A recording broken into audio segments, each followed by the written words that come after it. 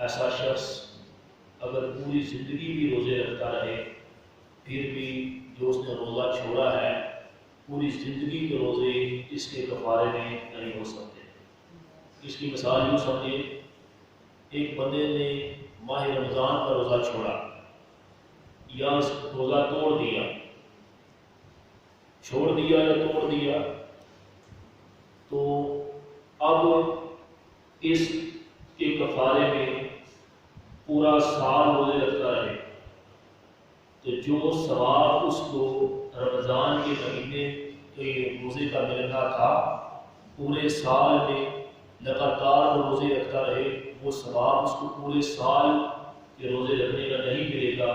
جو ثواب اس کو ایک دن کا روزہ ماہ رمضان کے رکھنے کا ملنا تھا۔ سبحان اللہ۔ اور جس شخص نے جان بوجھ کر روزہ توڑ دیا، اس کے بارے میں نبی علیہ السلام نے ارشاد فرمایا، مسلم شریف کی حدیث ہے، حضور سید عالم علیہ السلام کے پاس ایک شخص حاضر ہوا، عرض کرتا ہے یا رسول اللہ صلی اللہ علیہ وسلم، میں روزے کی حالت میں اپنی بیوی کے ساتھ صحبت کر بیٹھا ہوں، میرے لیے کیا حکم ہے؟ آقا کریم علیہ السلام نے فرمایا تم ایک غلام آزاد کرو، غلام آزاد کرو۔ عرض کرتا ہے یا رسول اللہ میں بہت غریب ہوں، میرے پاس اتنی طاقت ہی نہیں ہے، استطاعت نہیں ہے۔ حضور سید عالم شفیع موصوف علیہ السلام نے فرمایا تم لگاتار 60 روزے رکھو۔ عرض کرتا ہے یا رسول اللہ میرے اندر اتنی طاقت نہیں، میرا جسم اتنی طاقت نہیں رکھتا کہ میں لگاتار 2 مہینے کے روزے رکھوں۔ تو حضور سید عالم شفیع موصوف علیہ السلام نے فرمایا تم پھر 60 مسکینوں کو صبح و شام کا کھانا کھلاؤ، یہ تمہارا کفارہ ہے۔ عرض کرنے لگا یا رسول اللہ صلی اللہ علیہ وسلم اب میرے پاس 60 مسکینوں کو بھی کھانا کھلانے کی طاقت نہیں۔ آقا کریم علیہ السلام کی بارگاہ میں تھوڑی دیر کے بعد ایک کھجور کا ٹکڑا تحفۃً حضور کی بارگاہ میں کسی صحابی نے پیش کیا تو نبی علیہ السلام نے فرمایا کہ اس عرابی کو بلاؤ، اس سائل کو بلاؤ جس نے مجھ سے ابھی سوال کیا تھا۔ فرمایا کہ ایسے کرو،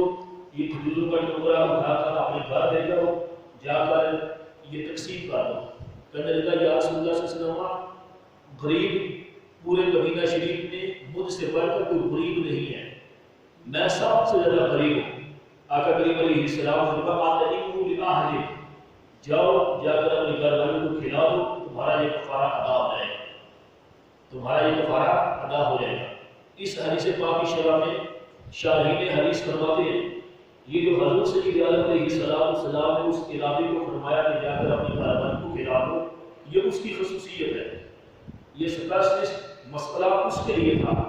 اب ہمارے لیے مسئلہ یہ ہے، ہمارے لیے 3 آپشن ہے، یا تو غلام آزاد کرنا ہے، یا لگاتار 60 روزے رکھنے ہیں، یا 60 مسکینوں کو صبح و شام کا کھانا کھلانا ہے۔ غلام تو آزاد اب نہیں کرا سکتے، غلامی کا دور نہیں ہے، باندھی کا لونی کا دور نہیں ہے۔ اب ہمارے لیے 2 ہی صورتیں ہیں، یا تو کوئی بندہ اگر مسکین کو کھانا نہیں کھلا سکتا تو اس کے لیے 2 مہینے کے لگاتار روزے رکھنا اس کفارے کے طور پر رکھنا یہ ضروری ہے۔ اور جب کسی نے روزہ توڑ دیا ہے اس کی سزا یہ ہے، اس کا کفارہ یہ ہے، اس کا جرمانہ یہ ہے 2 مہینے کے روزے لگاتار رکھے، چاہے وہ سردی کے رکھے چاہے گرمی کے، لیکن جب 2 مہینے کے روزے اس نے رکھنے ہیں ان 2 مہینے کے روزوں کے درمیان میں 2 مہینے کے بیچ میں اگر اس نے کوئی روزہ پھر چھوڑ دیا پھر علیحدہ سرے سے اس کو 2 مہینے رکھنے شروع ہوں گے۔ یہ نہیں ہوگا کہ میں نے 1 مہینے کے رکھے 2 دن چھٹی کر دی پھر اگلے مہینے رکھنے شروع کر دی، یا 1 ہفتے کا رکھا 1 چھٹی کر دی پھر اگلا 8واں روزہ رکھنا شروع کر دیا، ایسا نہیں ہوگا۔ فقہاء فرماتے ہیں اگر 2 مہینوں کے درمیان میں اس نے 1 روزہ بھی چھوڑا، جب روزہ چھوڑے گا تو پچھلی ساری جو اس کے روزے تھے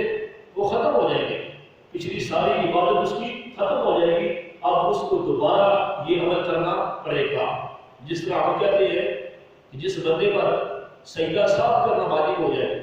سجدہ سہو کرنا واجب ہو جائے، کوئی ایسی غلطی ہو جائے کہ جس غلطی کو اس نے سجدہ سہو کے ذریعے رسول پڑھ کے دائیں طرف سلام پھیرنا ہے،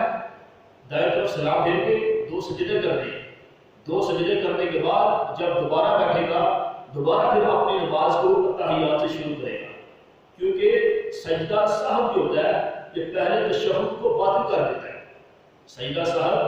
پہلے تشہد کو ختم کر دیتا ہے، اس کے لیے ضروری ہے کہ دوبارہ اپنی تحیات سے نماز شروع کر کے جو حساب کا سلام پھیرے گا۔ اسی طرح جب اس نے لگاتار 2 مہینے روزے رکھنے کی یہ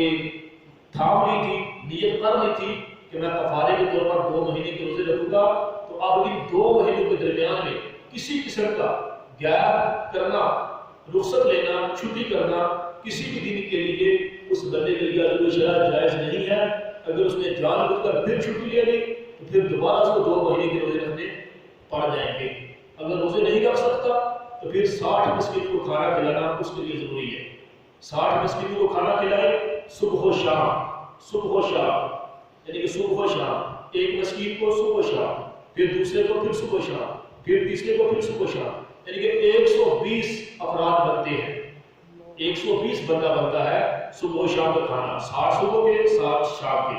یہ بھی ہو سکتا ہے کہ 60 مسکینوں کو پکڑ کر ان کی یہ ڈیوٹی لگائے، بھائی تم نے میرے ساتھ آج سحری بھی کرنی ہے پھر افطاری بھی کرنی ہے، ایسے بھی ہو سکتا ہے۔ اور ایسے بھی ہو سکتا ہے کہ 60 مسکینوں کا جو لنگر ہے، راشن ہے، وہ اکٹھا کر کے پیک کر کے ان کو پیش کر دے، بھائی میری طرف سے تم تحفہ یہ قبول فرما، یہ بھی ضروری ہے۔ اسی طرح فقہاء کرام فرماتے ہیں کہ اس کے اندر بھی کسی قسم کا یعنی کہ کوئی بھی یہ لالچ نہ ہو، بلکہ نیت یہ ہو کہ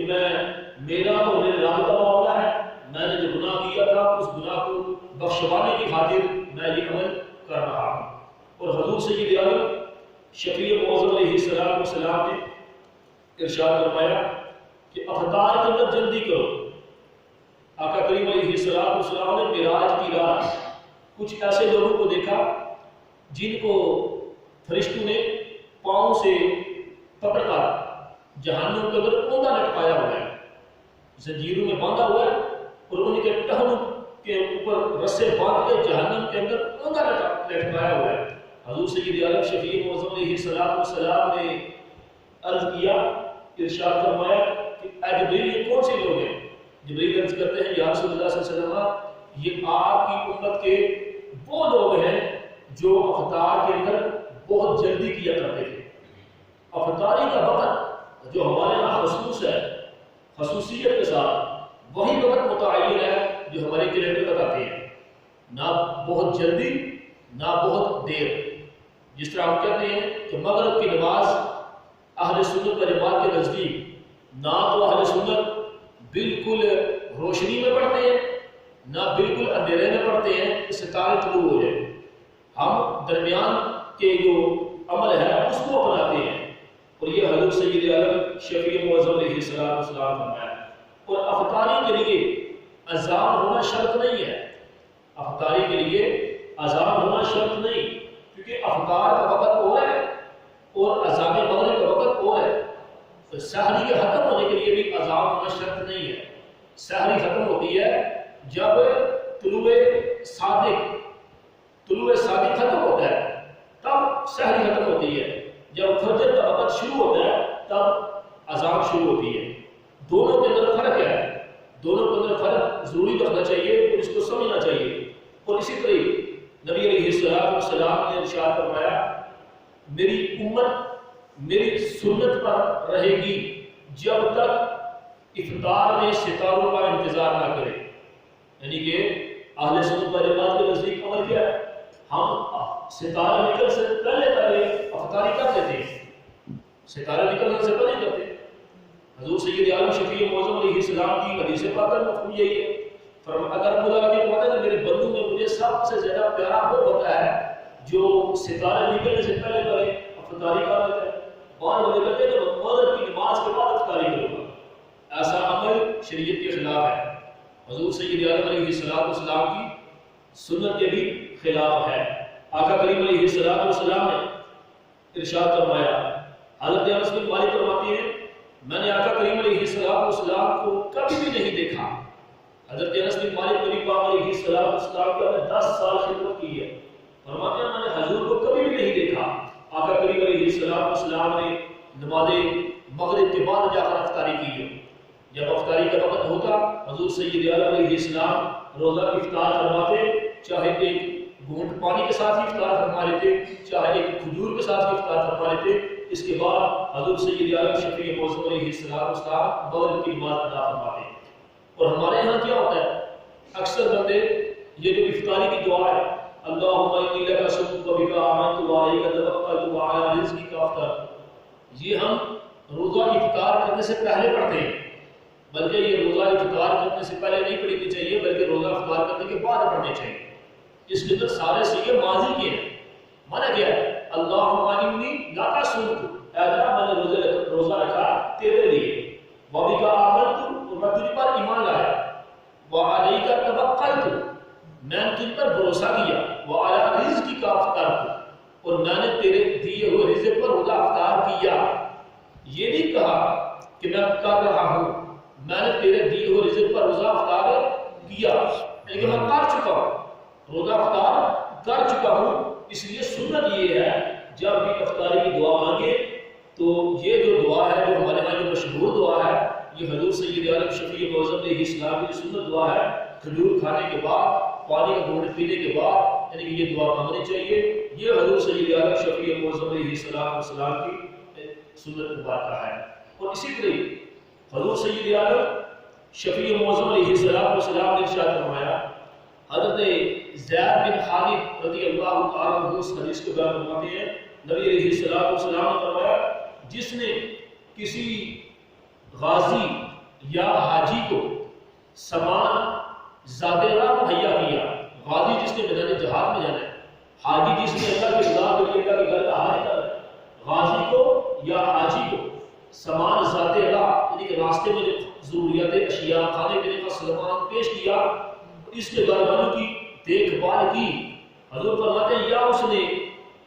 او فطر صائما یا کسی بھی روزے دار کو اس نے روزہ افطار کروایا تو کان لہ مثل اجرہ، حضور سید عالم علیہ السلام فرماتے ہیں تو ان سارے اعمال کا اجر اس بندے کو اتنا ملے گا جیسا کہ اس نے وہ کام خود کیا ہے، خود کیا ہے۔ کوئی میدان جہاد میں جاتا ہے، کوئی حاجی حج کرنے جاتا ہے، کوئی اس کی خدمت کرتا ہے، یار یہ میری طرف سے تحفہ رکھ لو، راستے میں کھا پی لینا۔ میدان جہاد میں جاتا ہے، یار یہ میری طرف سے کوئی چیز رکھ لو، راستے میں استعمال کر لینا۔ وہ روزے دار روزہ رکھتا ہے، اس کو ایک کھجور دے کر کہتا ہے یار یہ میری طرف سے افطاری کر لینا۔ تو حضور سید عالم علیہ السلام فرماتے ہیں ان سارے عبادت گزاروں کی عبادت کا ثواب ان کو بھی ملے گا، اور لیکن جو ان کے ساتھ ان کی خدمت کر رہا ہے، ان کی دیکھ بھال کر رہا ہے، ان کو بھی ملے گا۔ اور آقا کریم علیہ السلام نے فرمایا اور اللہ رب العالمین بغیر اس کے کہ ان کے اجر میں بھی کوئی کمی واقع ہو، ان کو ان کا اجر ضرور ملے گا۔ غازی کو جہاد کا اجر ضرور ملے گا، حاجی کو حج کا اجر ضرور ملے گا، روزے دار کو اس کے روزے کا اجر ضرور ملے گا، لیکن جو ان کی خدمت کر رہا ہے، جو ان کے ساتھ نیکی کر رہا ہے، معاونت کر رہا ہے، حضور سید عالم شفیع معظم علیہ السلام نے فرمایا اس کا اجر ان کو بھی ضرور ملے گا۔ آقا کریم علیہ السلام نے دوسرے مقام پر ارشاد فرمایا جس نے حلال کھانے یا پینے سے کسی مسلمان کا روزہ افطار کروایا تو فرشتے ماہ رمضان کے اوقات میں اس کے لیے استغفار کرتے رہتے ہیں، فرشتے بخشش اس کے لیے اللہ کی بارگاہ میں عرض کرتے ہیں پروردگار اس کو معاف فرما دے۔ اور میرے کریم آقا علیہ السلام نے فرمایا کہ جبریل امین بھی شب قدر میں اس خوش نصیب کے لیے استغفار کرتے رہتے ہیں۔ یہ حضور سید عالم شفیع معظم علیہ السلام کے حدیث پاک مفہوم ہے۔ اور آقا کریم علیہ السلام نے فرمایا کہ جس نے کسی روزے دار کو اللہ کے رضا کے لیے پانی بھی پلایا تو کل قیامت کے دن اللہ رب العالمین سے میرے حوض سے پانی پلائے گا۔ جس نے حضور کے حوض سے پانی پی لیا پھر تو کبھی پیاسا ہی نہیں ہو سکتا۔ لا یظمأ اللہ ابدا، اللہ اس کو پھر کبھی بھی پیاسا ہی نہیں کرے گا۔ حضور سید عالم شفیع معظم علیہ السلام نے فرمایا۔ اور افطاری کے وقت خصوصاً دعا کرنی چاہیے، اور دعا جو ہے دعائیں سنت ہے، اللہم انی لما سنت والی، اس کو افطاری کے بعد کر لے. خصوصی طور پر جب افطاری کا دسترخوان سجے، ختم شریف پڑھے، نعت شریف پڑھے، تلاوت کرے، اس کا ثواب پوری امت مرحومہ کی روح میں پیش کرتے ہیں. یہ حضور سید عالم شفیع معظم علیہ السلام کے اصحاب کا، نبی علیہ السلام کی امت کے اولیاء کا طریقہ ہے. اور دعا جو مانگتا ہے اس صورت میں بندے کو جلدی نہیں کرنا چاہیے کہ میری دعا قبول ہو رہی ہے کہ نہیں ہو رہی. بھائی میری دعا قبول کیوں نہیں ہو رہی؟ بسا اوقات محدثین کرواتے ہیں اللہ تعالیٰ کو اس بندے کی گفتگو اتنی پسند ہوتی ہے، اللہ اس بندے کی گفتگو کو اتنا پسند کرتا ہے، اللہ تعالیٰ فرشتوں سے فرماتا فرشتوں مجھے اس بندے کی گفتگو بڑی پیاری لگتی ہے،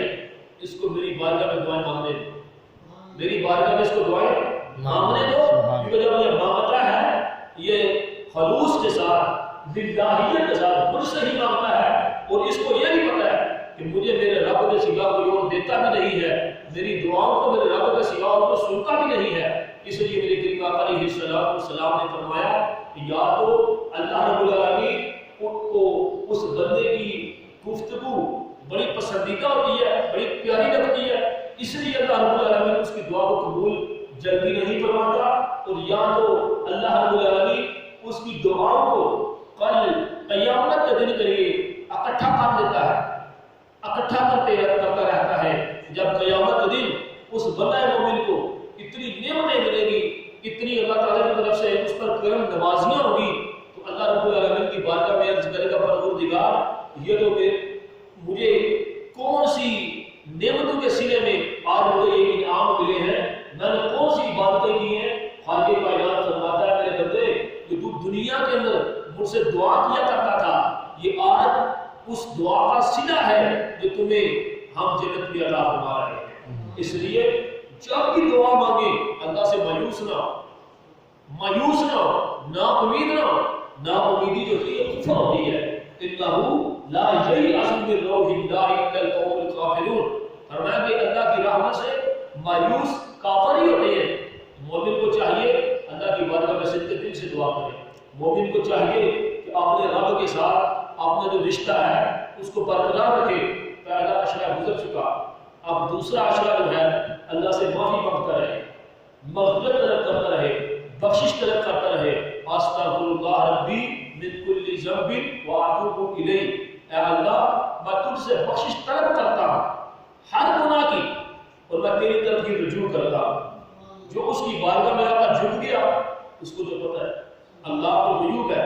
اللہ تعالیٰ ہمیں حقیقی معنوں میں نبی علیہ السلام کے احکامات کو سمجھنے کی توفیق عطا فرمائے. وما علیہ